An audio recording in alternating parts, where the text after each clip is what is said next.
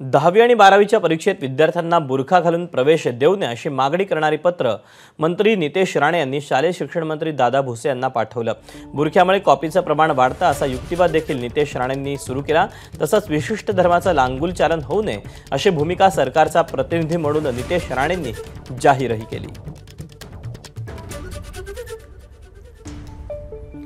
मंत्री नितेश राणे यांनी नेमकं काय म्हटलंय पाहूया।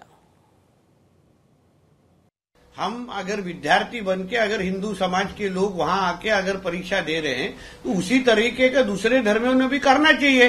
कॉपी के बहुत सारे इंसिडेंसेस हुए हैं जहां बुरखा का सहारा लेके कॉपी के भी अलग अलग इंसिडेंसेस हुए हैं। इसलिए हमारा इतना ही बोलना है, ऐसी किसी भी तुष्टीकरण के चीजें हम लोग हमारे राज्य में करेंगे नहीं। हमको सभी को उस तरीके का अच्छा शिक्षा देनी है, एजुकेशन देना है और उस तरीके से हमको काम करना है। दरम्यान मुंबईत झालेल्या पत्रकार परिषदेत नितेश राणेंनी उद्धव ठाकरे आणि ओवेसी यांच्यावर देखील भाष्य केलं, तर आदित्य ठाकरेंनीही त्यांना जोरदार प्रत्युत्तर दिलं। आणि उद्धव ठाकरेमध्ये काहीच फरक राहिलेला नाही, हे करण अर्जुन झालेले आहेत,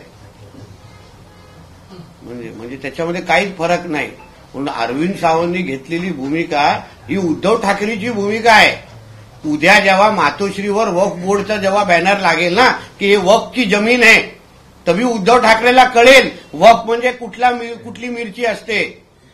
जोपर्यंत स्वतःवर होत नाहीत, कर्जतचा फार्म हाऊस, मातोश्री, वक्फ बोर्डचा बोर्ड लावून टाका ना, मग वक्फला देऊन टाक, एवढं तुझं प्रेम असेल तर। अपनी अपनी सोच हो सकती है, लेकिन मेरा ये मानना है कि हर एक को, इस देश के नागरिक को एग्जाम देने का अधिकार होना चाहिए। और ये जो टिप्पणी करे उस पर मैं जवाब नहीं दे रहा हूँ, ये मैं अपनी बात कह रहा हूँ।